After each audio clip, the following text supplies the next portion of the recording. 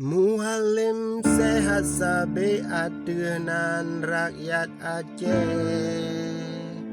Nak kesempatan ke Aceh supaya rakyat sejahtera. Hana mampu nejak hujah ke mualim. Barangka banjir hujah mualim hana gejak perkara rakyat dro. Yang nak urang hujah dosa sampai aneba mate. Mualim yang nak susah mualim tipu rosabe.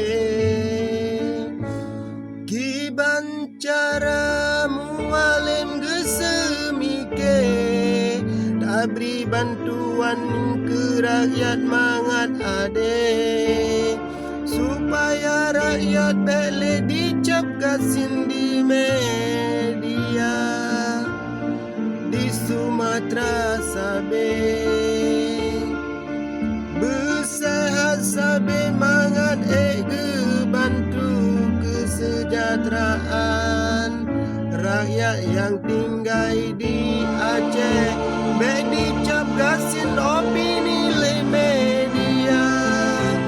Mualim rakyat Aceh udeh bersejahtera, bahagia bermakmur gemuruh arah.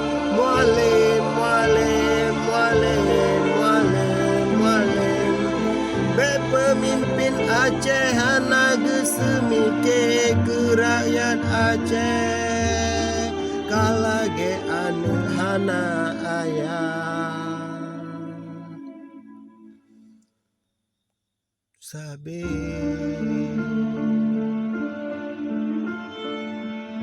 Aceh nyolage anu hanaya, sedangkan Presiden RI